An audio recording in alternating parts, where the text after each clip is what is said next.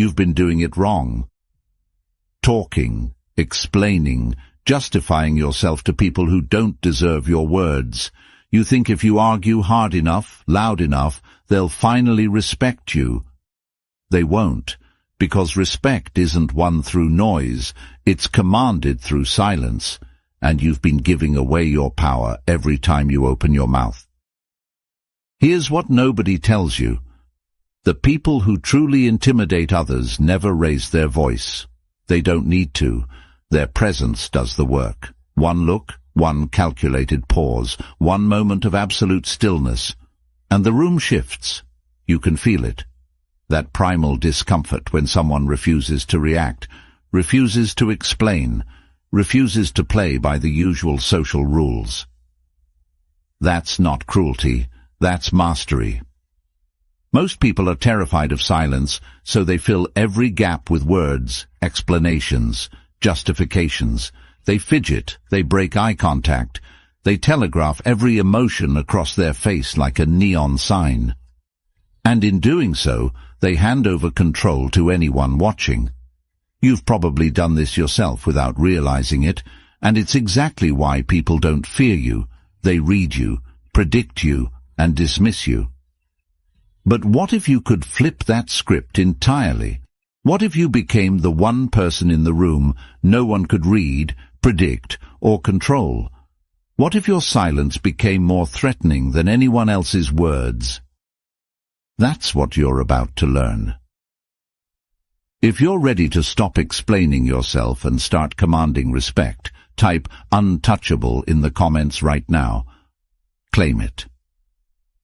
Let's start with something most people misunderstand. Fear isn't rational.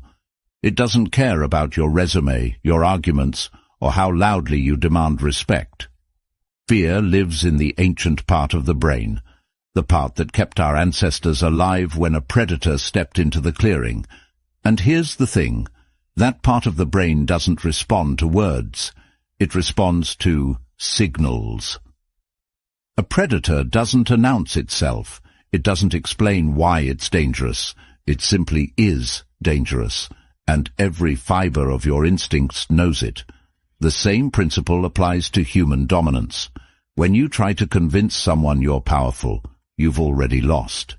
Power that needs to be explained isn't power.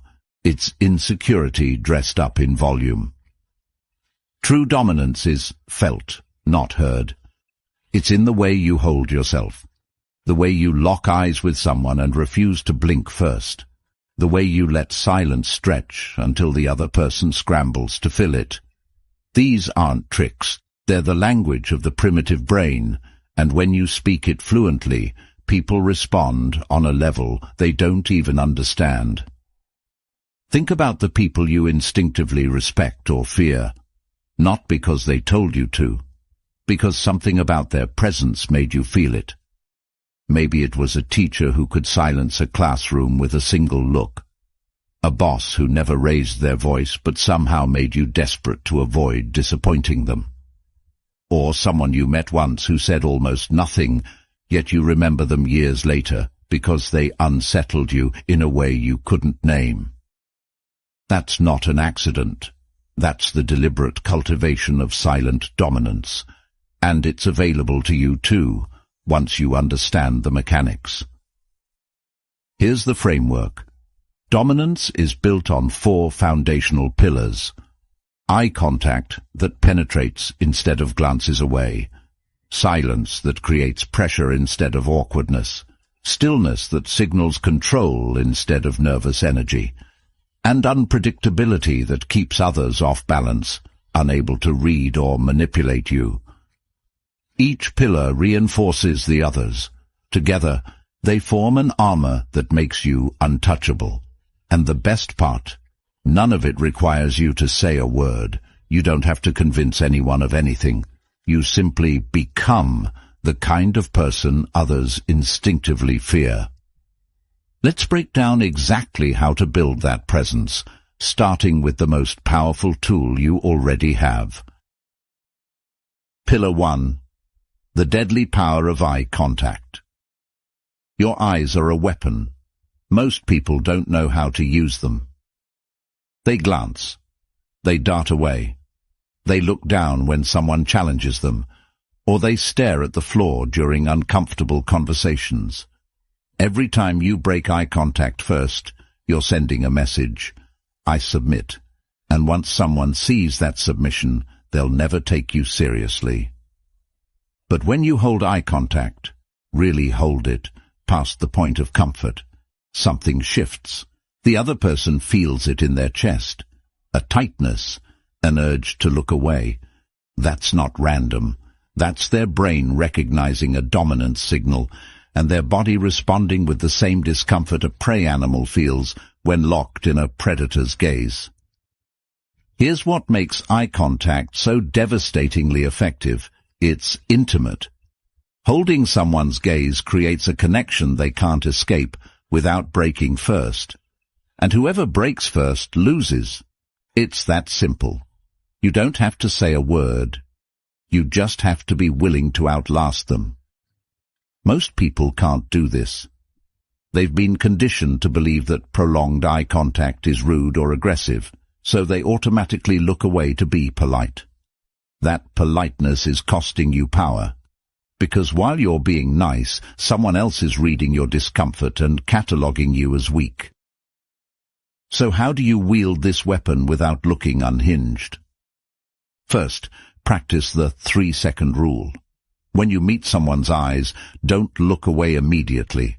Hold for 3 full seconds before breaking. This alone will put you ahead of 90% of people who break within 1 second. 3 seconds signals confidence. Anything less signals submission. Second, when someone challenges you, verbally or otherwise, lock eyes and do not blink first. Let the silence stretch. Let them squirm. Most people will start talking just to escape the tension, and when they do, they've already lost the interaction. You didn't have to argue. You didn't have to justify yourself. You just had to refuse to look away. Third, understand the difference between staring and engaging. Staring is empty. It's aggressive without purpose. Engaging eye contact has intent behind it. You're not trying to make someone uncomfortable for fun. You're asserting dominance in a specific context.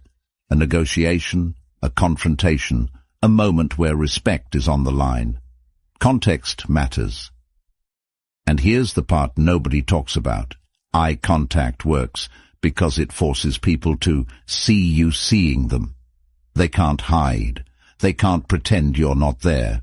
You become impossible to ignore, and that presence, that refusal to disappear, makes you dangerous.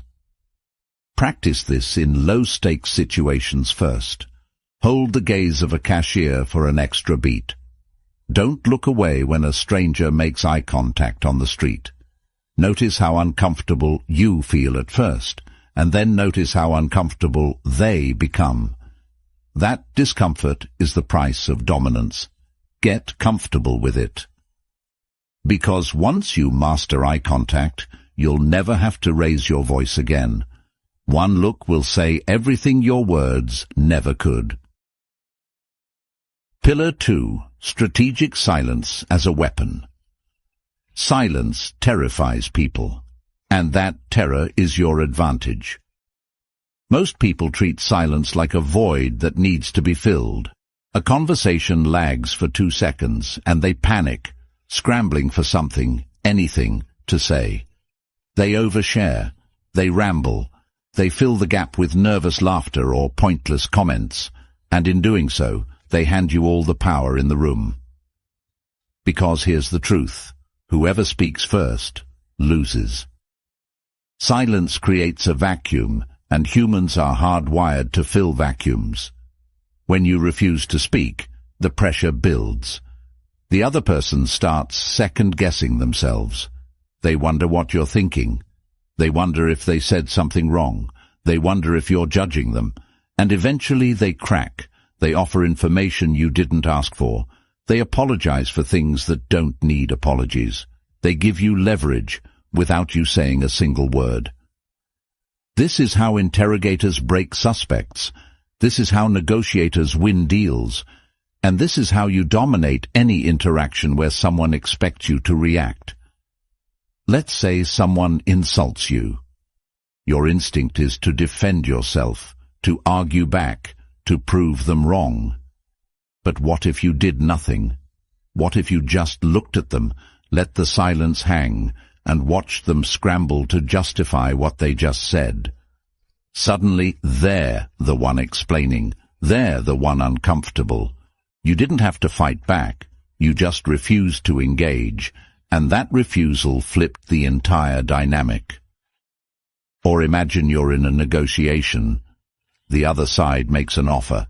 Instead of responding immediately, you pause, 5 seconds, 10. You let them sit with their own words. Watch what happens. They'll start talking again. They'll sweeten the deal. They'll give you more just to escape the discomfort of your silence. This works because silence is dominance in its purest form. It says, I don't need to justify myself to you. I don't need to fill this space. I'm perfectly comfortable letting you squirm.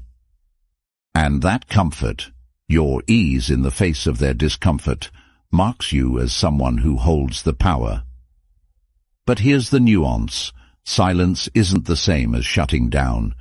If you go completely non-responsive, people will write you off as passive-aggressive or emotionally unavailable. The key is strategic silence. You choose when to speak and when to withhold. You let others talk themselves into corners, and then you respond with precision, 1 or 2 sentences that cut straight to the point. Think of it like this. Every word you say is a piece of information. The more you talk, the more you give away. But when you stay silent, you become a mystery. People can't read you. They can't predict you. And what they can't predict, they fear. So practice this. When someone asks you a loaded question, pause before answering. When someone tries to provoke you, let the silence stretch. Watch them unravel. Watch them fill the void with their own insecurities. And then, when you finally speak, make it count. Pillar 3. Stillness and controlled movement. Nervous energy is a confession. You see it everywhere. People fidget. They shift their weight. They tap their fingers, bounce their legs, play with their hair. They move constantly, unconsciously, and every twitch broadcasts the same message. I'm uncomfortable. I'm uncertain. You can control me. Stillness, on the other hand, is power. When you move with purpose, slowly, deliberately, without unnecessary motion, you signal something primal. You're not reacting. You're not nervous. You're in complete control of yourself, and by extension the situation. That control is magnetic. It draws attention, and more importantly, it intimidates. Think about apex predators. A lion doesn't pace. It doesn't fidget. It lies still, completely relaxed, until the moment it decides to move. And when it does move, every motion is intentional. That stillness isn't laziness. It's contained threat. It says, I don't need to waste energy proving anything. When I act, you'll know. You can cultivate that same energy. Start by eliminating unconscious movement. Notice when you fidget and stop. When you're standing, plant your feet and stay grounded. When you're sitting, don't shift around. Don't cross and uncross your legs. Don't tap your fingers. Just be still.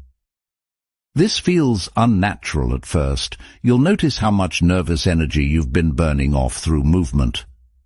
But that discomfort is the point. Stillness forces you to sit with your own tension instead of externalizing it. And when you can hold that tension without releasing it, you become dangerous. Now, here's the flip side. When you do move, make it count. Walk with purpose. Don't shuffle. Don't rush.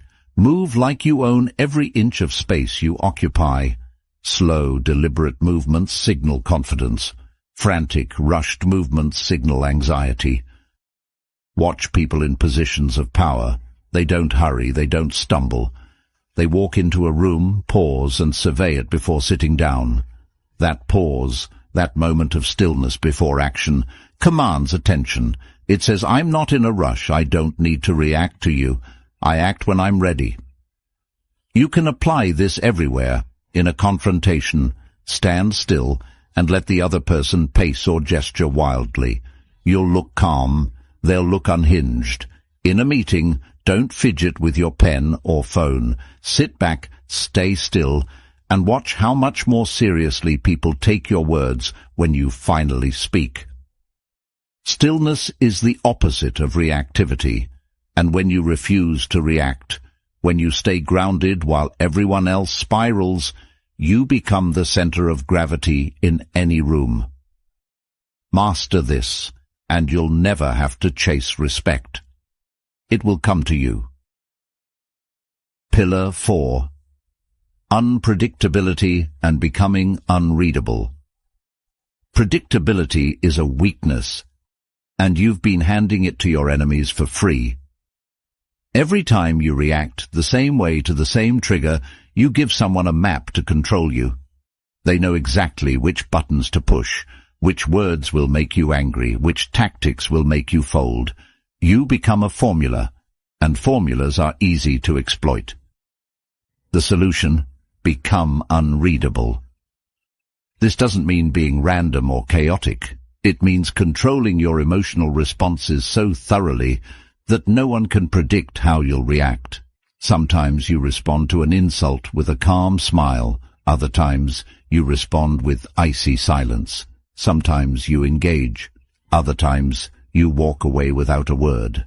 The unpredictability keeps people off balance, unsure of how to approach you, and that uncertainty creates fear. Here's why this works. Humans are pattern recognition machines. We feel safe when we understand how someone operates, but when we can't predict someone, when their reactions don't follow the expected script, our brains flag them as a threat. We don't know what they'll do next, and that lack of control is deeply unsettling. Think about poker. The best players don't show their hand. They cultivate a poker face, an emotional mask that reveals nothing. You can't tell if they're bluffing or holding a royal flush. That unreadability is what gives them the edge. The same principle applies to life. So how do you become unreadable? First, master your facial expressions. Most people's faces are billboards advertising their emotions. When they're angry, you see it. When they're nervous, you see it. When they're hurt, you see it. That transparency is a liability. Practice keeping your face neutral, especially in moments when you'd normally react. Someone insults you? Blank face. Someone tries to provoke you? Blank face. Don't give them the satisfaction of seeing you flinch. Second, delay your reactions. When something happens that would normally trigger you, an accusation, a challenge, a provocation, don't respond immediately. Pause. Let the moment breathe. Then respond in a way they won't expect. Maybe you laugh, maybe you say nothing, maybe you change the subject entirely. The key is breaking the pattern they anticipated. Third, vary your emotional range. If you're always calm, people learn to expect calm. If you're always aggressive, people learn to expect aggression. But if you're unpredictable, sometimes warm, sometimes cold, sometimes indifferent, people can never quite figure you out. And what they can't figure out, they can't manipulate. This isn't about being fake. It's about being strategically opaque. You don't owe anyone access to your inner world. You don't owe them predictable reactions. By keeping people guessing, you maintain control over how they perceive and interact with you. Here's the ultimate test. If someone can finish your sentences or predict your responses, you've become too readable. Tighten your mask, vary your approach, become the person no one can quite pin down. Because the moment you're unreadable, you become untouchable, and the moment you're untouchable, you've won. Now you see it, the whole picture. Eye contact that refuses to break. Silence that creates unbearable pressure. Stillness that radiates control. Unpredictability that keeps everyone guessing. These aren't separate tricks. They're pillars of a single system, and when you integrate them, you become someone no one dares to challenge. Imagine walking into a room and feeling the shift. People notice you without you saying a word. They straighten up.